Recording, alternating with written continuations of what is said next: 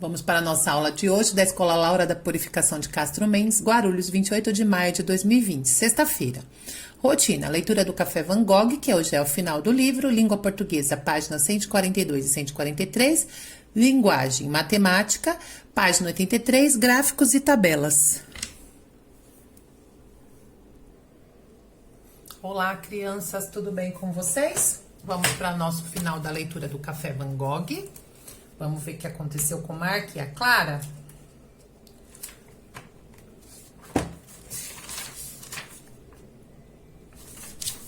Gaivota a caminho de casa.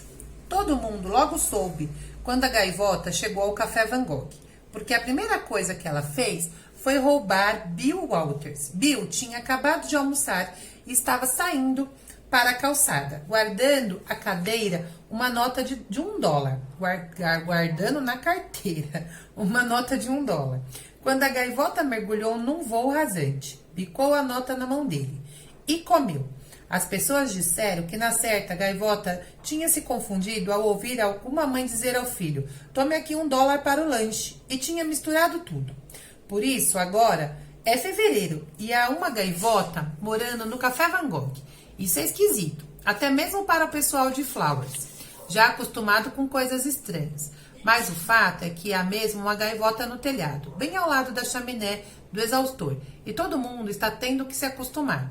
É evidente que Clara adora ter uma gaivota. Depois que soube o que aconteceu com Bill Walters, ela foi até a calçada e ficou agitando uma nota de $1, na esperança de atrair a gaivota. Mas não funcionou. Então teve a ideia de agitar umas batatas fritas, e a gaivota na mesma hora apareceu. Evidentemente o dinheiro não tinha feito muito sucesso, mas ela adorava batata frita. Por isso, agora todo dia, Clara dá comida para a gaivota e está gostando muito dela. E o pessoal de Flowers se acostumou a ter uma gaivota na cidade. As coisas já estão quase normais de novo. Há um gato do outro lado da rua e a magia já vai começar. O gato é de Linda Evelyn, dona de uma livraria simpática de livros usados, bem do outro lado da rua. O nome do gato é Esmeraldo e já fez 9 anos. Sem nunca ter visto, e ele nunca viu uma gaivota. Agora viu. Clara é a primeira a reparar na nova mania de Esmeraldo. Ela está enchendo as garrafas de ketchup no café quando olha a janela e vê Esmeraldo levando uma luva de alguém na boca. Sorri para o gato e continua seu trabalho, mas ainda não entende o que está acontecendo. Mas no dia seguinte, vê Esmeralda atravessar a rua, arrastando um cachecol comprido. E então Clara começa a se perguntar se não será alguma mágica. E quando, no outro dia, ela vê Esmeralda puxando uma bota de neve pela estrada, Clara tem certeza de que alguma mágica está acontecendo. Clara sai do café, querendo ver para onde é que Esmeralda está levando tudo aquilo. Olha para os dois lados da calçada, atrás das latas de lixo, no fundo do beco. Nada. Aí ela ouve um grito de felicidade e um miau. Clara dá uns passos para trás até conseguir ver do alto do telhado de onde vem a gaivota e onde ela está morando. E lá está a gaivota, o gato e umas 10 luvas, 5 cachecóis, 3 botas desencontradas e uma meia. Esmeralda está apaixonado. Clara traz o pai para ver a dupla no telhado. Enquanto os dois estão ali observando o romance, chega mais alguém, depois mais alguém. E aí há pouco umas 20 pessoas paradas em frente ao Café Van Gogh, olhando para cima. Basta isso para atrair um fotógrafo da Gazeta de Flowers, que tira uma foto dos dois animais no meio de todo aquele enxoval de inverno. No dia seguinte, a foto sai no jornal e alguém vê aquilo e gosta. E em seguida, faz uma cara... Só um minutinho. E em seguida, a cara feliz de Esmeraldo, apaixonado, está nos jornais do país inteiro. Tudo aquilo porque ele trouxe uma das roupas quentinhas para a gaivota no Kansas. Em pouco tempo, uma porção de equipes com câmeras enche o Café Van Gogh e Mark e Clara estão numa cadeia nacional de televisão. Quando isso acontece, começam a chegar ao Café Van Gogh cartas vindo de todos os cantos do país. E como a maioria das pessoas quer, é uma pena da gaivota, porque fica todo mundo achando que a gaivota é um anjo e suas penas vão dar sorte. É claro que Mark e Clara não vão sair arrancando penas de sua gaivota. Não faria isso de jeito nenhum. principalmente em pleno inverno, quando uma gaivota precisa de todas as suas penas. De jeito nenhum. Mas as cartas preocupam e eles começam a achar que a gaivota pode estar correndo algum perigo. E eles têm razão.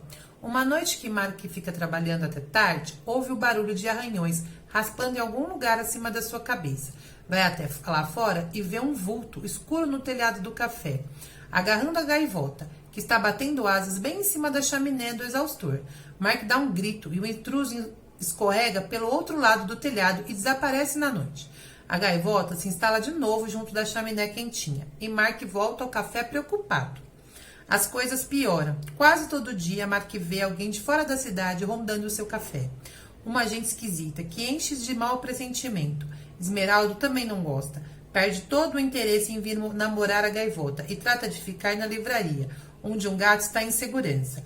Mark não diz nada a Clara sobre os pressentimentos de gente esquisita em Flowers. Não quer que ela fique preocupada. Mas é evidente que Clara sabe. Ela repara em tudo. Anda reparando nessa gente. Não gosta deles. Quer que todo mundo vá embora.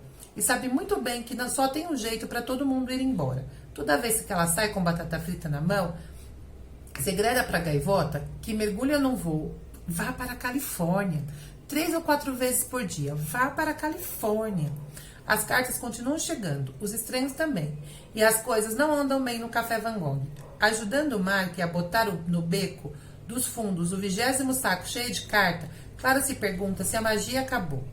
Mas é que às vezes a magia demora, principalmente no meio do inverno, quando o mau tempo não deixa ninguém andar depressa. Clara não precisava ter duvidado. A verdadeira magia está a caminho. Está chegando agora mesmo. São 5 da tarde de uma quinta-feira. Quando Clara vê a primeira gaivota, às 5h03, vê a segunda. Por volta das 6, há 50 novas gaivotas pousadas no telhado do Café Van Gogh. O pessoal de Flowers passa e sacode a cabeça. Agora já estão todos se acostumando. Mas Clara sabe que as gaivotas estão ali por causa da magia. Espera para ver o que vai acontecer. Enquanto Mark anda de um lado para o outro no café, cada vez mais nervoso. Na hora de fechar, ainda não aconteceu nada, a não ser um grito de gaivota. Clara e Mark olham para cima e vão embora. Mas na manhã seguinte, algo aconteceu, algo maravilhoso. As gaivotas comeram 20 sacos de carta, que estavam todos empilhados junto da porta do fundo. Todas as cartas de gente maluca querendo uma pena de gaivota para desaparecerem. No telhado, há 50 gaivotas gordas e felizes. Mark fica animado, a confiança de Clara fica mais forte. E ainda vem mais. Por volta das 4h30, um enorme caminhão para diante do café. 2 moças saltam de lá, de dentro, e vêm tomar um cafezinho. Estão viajando para o oeste da estrada I-70. É bom sair do caminhão um pouco para descansar. Então, descansam e tomam café. Enquanto estão lá sentadas, Clara olha pela janela e vê a gaivota voar e pousar no alto do caminhão. Depois outras e mais outra. Em poucos minutos, todas as gaivotas do café estão pousadas no caminhão, esperando as mulheres terminarem de tomar café. Quando elas terminam e saem, lá estão 50 aves pousadas no caminhão, olhando para ela. Bem, o que é que se pode fazer quando uma gaivota quer uma carona? O jeito é concordar. Então as mulheres dão de ombro, sobem no caminhão e voltam para a estrada. E quando estão se afastando, Clara, parada junto da janela, vê pela primeira vez a lateral do caminhão. Nela está pintada a cena de alguém surfando no mar. Está escrito Califórnia. A emocionante aventura da América. Essa foi uma das melhores mágicas que Clara viu no Café Van Gogh. Ela fica olhando as gaivotas. Irem embora e sabe que agora vão desaparecer os pressentimentos de Mark. Aquela gente esquisita vai sumir. O café vai poder ficar em paz por certo tempo. Durante alguns meses, a vitrola vai tocar baixinho. A galinha vai sorrir. Os cães vão ser abençoados. As coisas vão estar perfeitamente tranquilas. Quando a porta se abrir e por ela entrar o escritor. O escritor. Já faz 4 anos que ele está tentando ser escritor. Não que ele não escreva bem. A maioria das pessoas diz que ele é muito bom. Mas parece que os editores não gostam de nada do que ele faz. Querem que ele simplifique as histórias, para que ninguém tenha que pensar muito enquanto está lendo. E querem que ele ponha mais animação nas histórias. Por exemplo, alguém pulando de ponte. Dizem que o escritor Em seus livros, faltam mulheres bonitas, homens bonitos. Pergunta se algum dia ele já pensou em escrever um livro de dietas. Livro de dieta é que anda vendendo muito, dizem. Tudo isso, é claro, deixou o escritor muito pobre. E se há alguém que não precisa de livro de dieta, esse alguém é ele. Há muito tempo que vive à base de arroz integral e alface. O que será que ele está fazendo em Flowers, Kansas, no início da primavera? O escritor está a caminho do Pacífico para ver as baleias cinzentas. Desistiu de escrever, passou a entregar lista telefônica, até juntar dinheiro para ir para o Oregon. E por isso aqui está no Café Van Gogh. Senta-se bem sossegado junto à mesa e observa tudo à sua volta. O jovem dono do café, Mark, lhe interessa especialmente. Mark tem cabelo comprido, amarrado no rabo de cavalo, e hoje está vestindo uma camiseta que diz sim. Só isso, sim. Mark parece ser feliz no seu café. De vez em quando, acaricia alguma coisa, a vitrola, a galinha, a bandeja, as tortas, a filha. A filha deixa o escritor fascinado. É tão tranquila, olhos grandes e atentos. Faz com que ele se lembre da lua ou de uma coruja. Seu cabelo castanho está preso numa trança, pelo meio das costas. Está com um avental de girassóis e usa sapatos de basquete. Já reparou no escritor? De vez em quando olha para ele, curiosa. Ele adora a curiosidade dela. O escritor fica muito tempo olhando as pessoas entrarem e saírem. Vê como os rostos mudam quando entra no Café Van Gogh. O cansaço melhora, a preocupação relaxa, a pressa desacelera. Todo mundo que entra fica gentil, modesto e engraçado. O escritor agora entende a canção que toca na velha vitrola. Enquanto está ali sentado, a magia impregnada naquelas paredes vai agindo sobre ele. Lá no Café Van Gogh, ele se lembra do que é que acha bonito. Seu coração transborda com a revelação de que é um escritor de verdade e não foi feito para entregar listas telefônicas nem fazer livros de dieta. Lembra-se de que o artista, em homenagem ao qual deram o nome a este café, só vendeu um único quadro em toda a sua vida. E sabe que tem um livro dentro de si. Só não sabe ainda como é que ele vai chamar. Quando finalmente resolve pegar de novo a estrada para Oregon, vai até o caixa pagar a conta. A galinha sorri para ele e Mark diz, boa viagem. Na saída, o escritor olha para Clara, sossegadinha, lendo. Não dá para ver o título do livro, porque o anúncio luminoso da vitrine do café se reflete na capa e faz um novo título. O livro fica se chamando Café Van Gogh. E tudo que o escritor tudo que o escritor precisava saber. Legal a história, né? Eu gosto muito dessa historinha. Espero que vocês tenham gostado também. Vamos lá para nossa aula de língua portuguesa do livro Crescer. Ontem a gente fez a página 141 até a metade da 142, né? Então, vamos lá. Pergunta 10. A história se passa em que lugar e períodos determinados? A história se passa em lugar e período determinados. Em que lugar a história acontece? Nas terras do compadre rico, no meio rural, né? Ela se passa no campo, no meio rural. Quanto tempo ela dura? 2 ou 3 dias. Isso tá lá no texto. Há muito tempo. Essa expressão indica. Aí tá dizendo há muito tempo, mas não se sabe. Vou voltar, hein? Me enrolei agora. Há muito tempo, mas também não há tanto tempo assim. Numa terra meio parecida com essas terras que a gente vê por aqui, era uma vez 2 vizinhos. Essas impressões indicam que não se sabe exatamente quando ela acontece, né? Porque fala há muito tempo, mas não há muito tempo assim. Então, não se sabe exatamente quando a história acontece. O compadre rico decidiu pregar uma peça por 2 vezes no pobre. Que peças foram essas? Dar uma terra muito ruim para o compadre trabalhar e jogar botija com marimbondo dentro da casa do pobre. Qual era a intenção do compadre rico ao pregar essas peças e por quê? Essa resposta é pessoal, mas a gente está aqui dizendo que ele queria se divertir com o sofrimento do outro, queria se vingar, porque ele era maldoso. São essas coisas que completam aí a resposta de vocês. A C, qual a sua opinião, também é uma resposta pessoal, então não dá para eu corrigir daqui, né? A 13 também, como você entendeu, também é uma resposta pessoal. a linguagem, que é da aula de hoje, né? Observe a expressão destacada no trecho. Mas também não há tanto tempo assim, numa terra meio parecida com essas terras que a gente vê por aqui. A quem o narrador se dirige? A quem o narrador se dirige quando ele diz: mas também não há tanto tempo assim, numa terra meio parecida como essa terra que a gente vê por aqui. Tá grifado, a gente vê. A gente é quem? A quem ele está se referindo? Aí vocês vão responder aqui na... Se o conto fosse narrado em voz alta, a quem o narrador se dirigiria? Para quem que ele contaria isso? Para quem que eu tô contando a história agora, né? É mais ou menos por aí. Quando eu li o livro, para quem que eu contei? Quando a gente lê alguma coisa em voz alta, quais são as possíveis pessoas que estão escutando do outro lado? Aí vocês escrevem aqui. A expressão a gente é mais usada quando falamos ou quando escrevemos. Como poderíamos substituir essa expressão? Então, aqui a gente vai lá no texto, ó. Mas também não há tanto tempo assim, numa terra meio parecida com essas terras que a gente vê por aqui. Então, por que eu posso substituir essa gente aqui? Eu posso substituir por...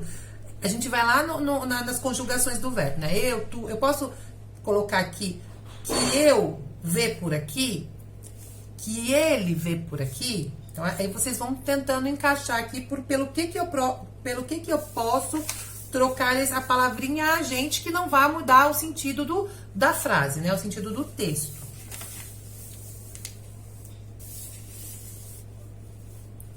Os contos populares fazem parte da tradição oral e são transmitidos de geração em geração. Escritores registraram esses contos por escrito, e muitos deles mantiveram as expressões de linguagem informal. E aí aqui a gente tem uma situação, que a gente trabalha muito isso, né? Às vezes vem nas provinhas de vocês. Linguagem formal e linguagem informal. Quando é que eu sei que é uma, quando é que eu sei que é a outra? A linguagem formal, eu já falei isso, acho que no começo do ano na minha sala, né?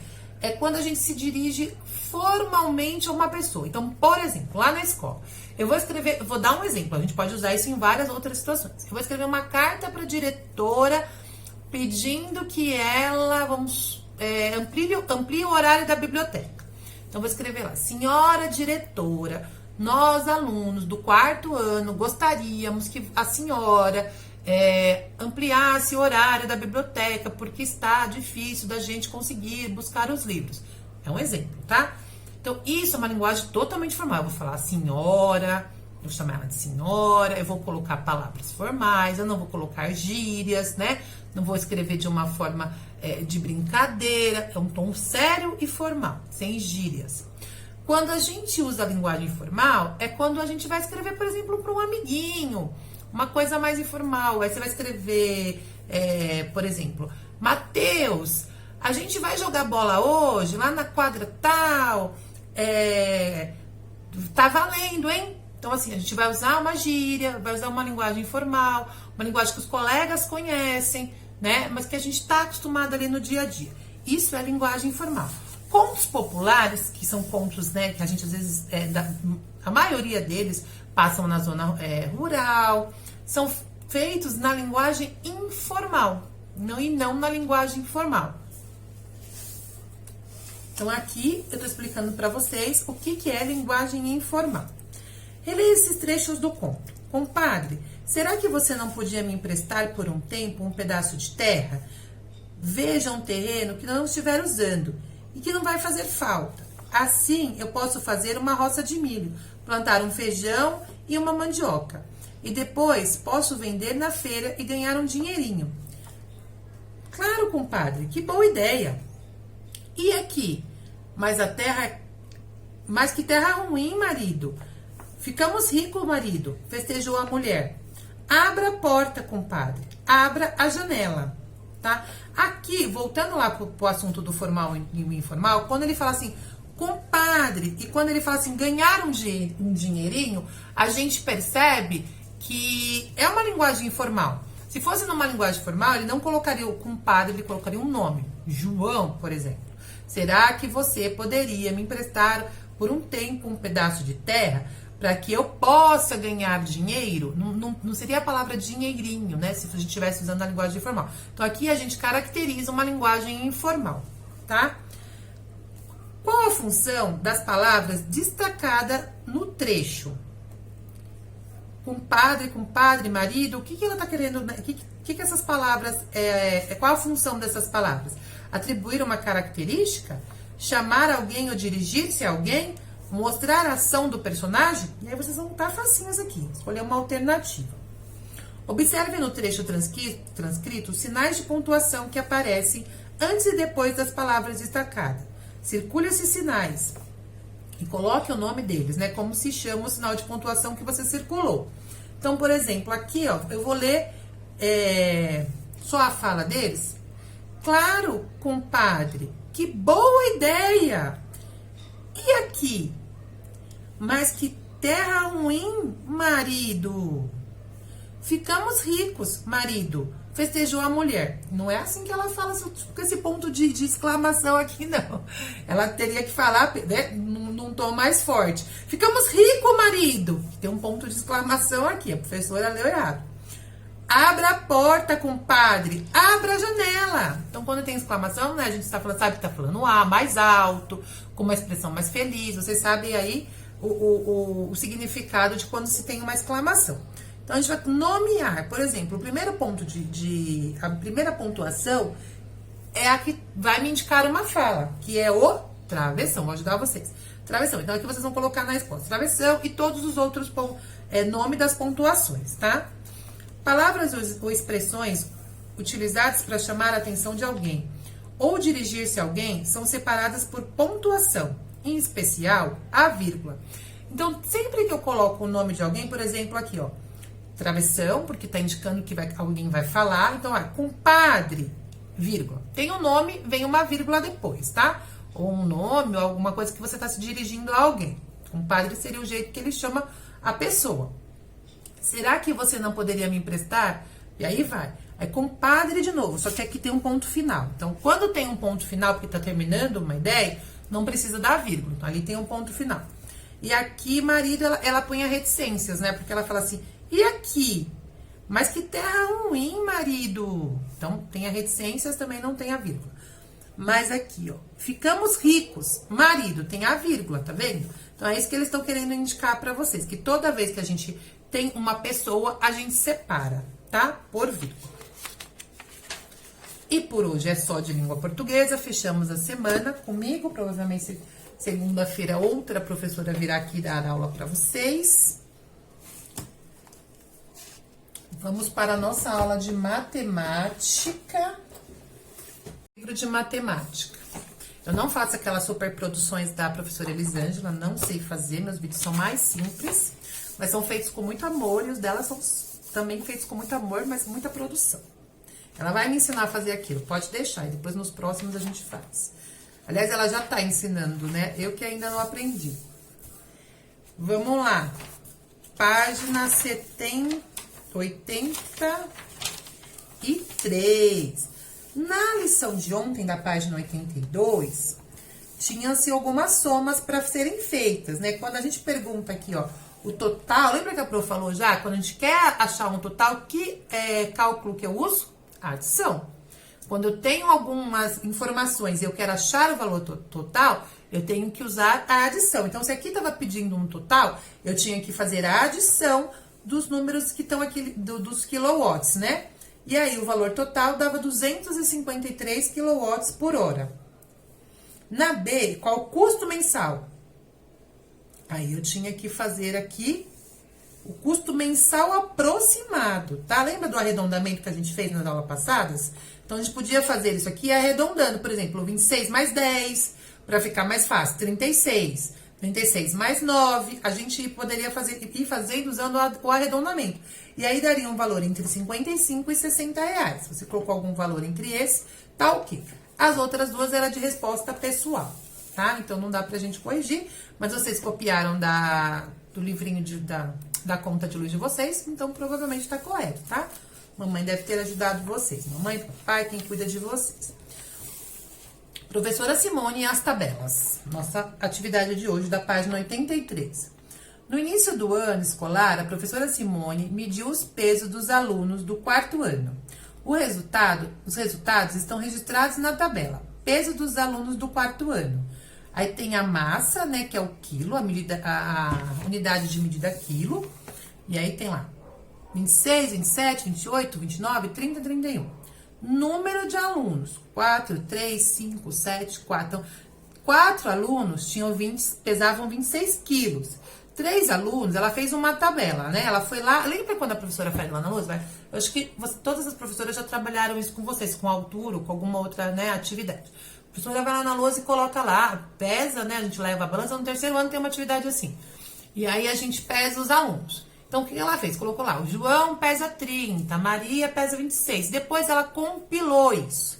Ela colocou os pesos, né, que existiam de 26 a 31, que ela pegou o menor peso e o maior, né, que o menor era 26 e o maior era 31. Aí, ela usou todas as casas, né, que completavam ali. E aí, ela colocou quantos alunos em cada peso. Então, 4 alunos pesavam 26, 3 alunos pesavam 23, 5 alunos pesavam 28, 7, 29 quilos, né? 4, 30 quilos e 7, 31 quilos. Qual a quantidade de alunos cuja massa é maior que 29 quilos? Então, tudo que for maior que 29, a gente vai usar um cálculo, lembra que eu acabei de falar, pra gente ter o total ali de alunos que pesam mais de 29 quilos. Matheus e Vitor anotaram em uma tabela seus pesos em fevereiro, dezembro do mesmo ano. Para ver, né? Qual a variação de peso? Peso de Matheus e Vitor. Então, em fevereiro e dezembro, Matheus e Vitor. Então, o Matheus pesava 26 em fevereiro, em dezembro ele estava com 28 quilos. Vitor estava com 29 e depois com 22. A gente entende que os dois, né, o peso aumentou, o que é normal na idade, né?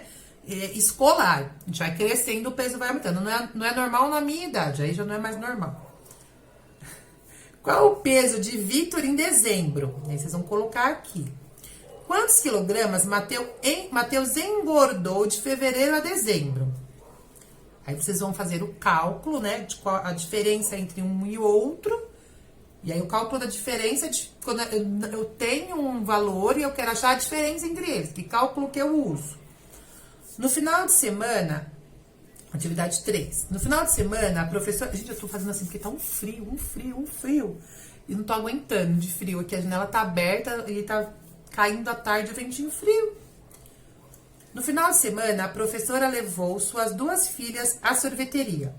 A mais velha pediu um sorvete de 3 bolas, sem cobertura. E a caçula pediu um sorvete de 1 bola com cobertura. Veja os preços da sorveteria. E aqui a gente tem uma tabela com preço, tá? Isso aqui também é uma tabela. Sem cobertura, com cobertura. De 1 bola, 2 bolas, 3 bolas. E aí o preço vai variando. Ela pagou com uma nota de R$20. Quanto a professora recebeu de troco? Então, vocês vão ter que fazer aqui 2 cálculos. O primeiro cálculo é para achar qual o valor, né, que custou ali os sorvetes que as filhas pediram. Então, ela levou suas filhas, a mais velha pediu um sorvete de 3 bolas, sem cobertura. Então, eu vou lá na tabela e acho o valor do sorvete de 3 bolas sem cobertura. E a caçula pediu o sorvete de 1 bola com cobertura. Então, vou lá na tabela, vejo o valor de 1 bola com cobertura. Faço o cálculo devido ali para achar o total. Aí, eu tenho um total que custou os 2 sorvetes, tá? E depois eu vou achar a diferença entre o dinheiro que ela deu e quanto custou os sorvetes. Para achar a diferença, eu faço mais um cálculo. Então, são 2 cálculos para saber quanto que ela recebeu de troco. Deu para entender, crianças? Espero que sim. Se tiver alguma dúvida, coloquem aí no WhatsApp da sala de vocês, para a gente poder estar ajudando. Por essa semana é só. Também a gente encerra aqui a aula de matemática. Um beijo, bom final de semana. Fiquem com Deus e até a próxima.